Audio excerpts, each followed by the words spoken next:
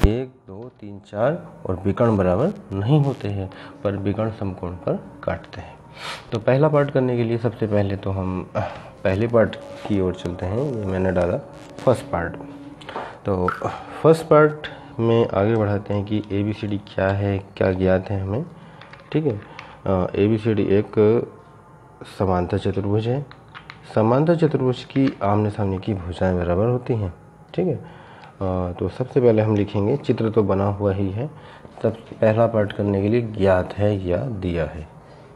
ठीक है, ABCD एक समांतर चतुर्भुज है। ABCD एक समांतर चतुर्भुज है, उसके आमने सामने की भुजाएं बराबर हैं। AB बराबर होगा CD एंड AB समांतर होगा CD के, एंड BC बराबर होगा AD के एंड BC समांतर होगा AD के। AB CD के बराबर है एंड BC बराबर AD। ठीक है, AB CD के बराबर है और AB समांतर है CD के, एंड BC AD के बराबर है, BC समांतर है AD के। यानी कि ये भुजा इसके बराबर है और ये इसके बराबर है और समांतर भी है। ये होती समांतर चतुर्भुज की प्रॉपर्टी। अब बात है कि AC ने कोण A को समद्विभाजित किया, ज्ञात है, ये दिया है। यानी कि AC विकर्ण AC, जिसको हम विकर्ण कहेंगे, विकर्ण AC कोण A को समद्विभाजित करता है। समद्विभाजित करता है यानी ये कोण इस कोण के बराबर है। सिद्ध करना है।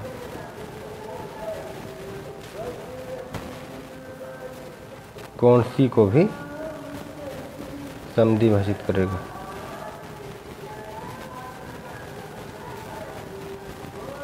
कोण C को भी समद्विभाजित करेगा। अब लेते हैं उत्पत्ति में।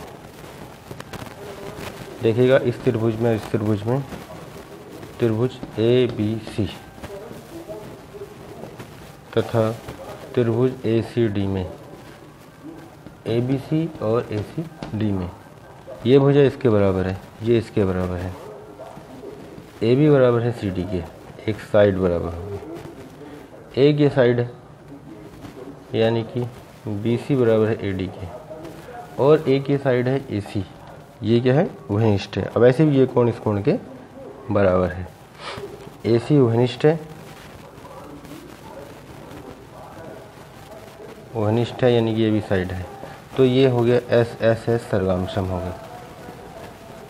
जब सर्गांशम हुए तो ये त्रिभुज इसके बराबर है, यानी कि त्रिभुज ABC सर्गांशम है त्रिभुज ACD के। ABC ACD के सर्गांशम है एंड बराबर है। ये कोण इस कोण के बराबर, तो ये वाला कोण भी इस कोण के बराबर होगा। अतः ये कोण इस कोण के बराबर आ चुका है। अतः AC कोण C को भी समद्विभाजित करता है। AC कोण C को भी समद्विभाजित करता है।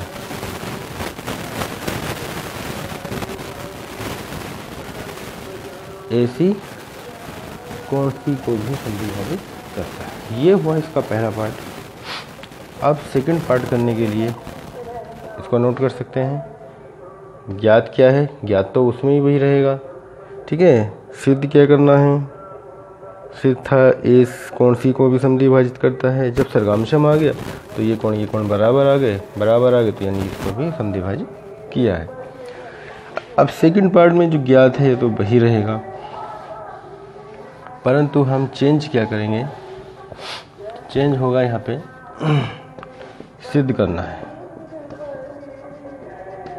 सिद्ध करना है ABCD एक समचतुर्भुज है।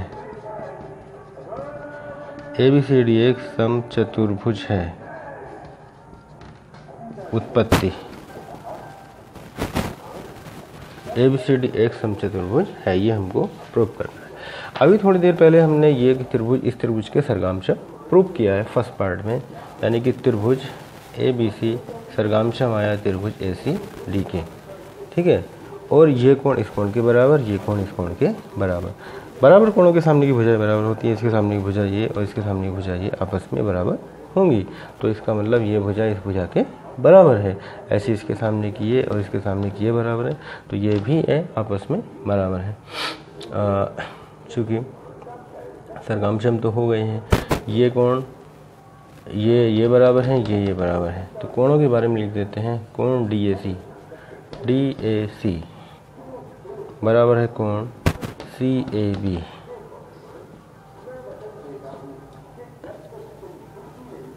एंगल ACD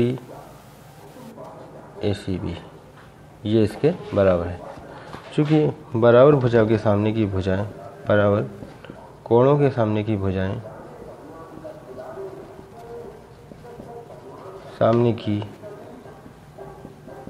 बराबर होती हैं। बराबर कोणों के सामने की भुजाएं बराबर होती हैं। बराबर कोणों के सामने की भुजाएं बराबर होती हैं। ठीक है, तो इसके सामने की ये और इसके सामने की ये बराबर है।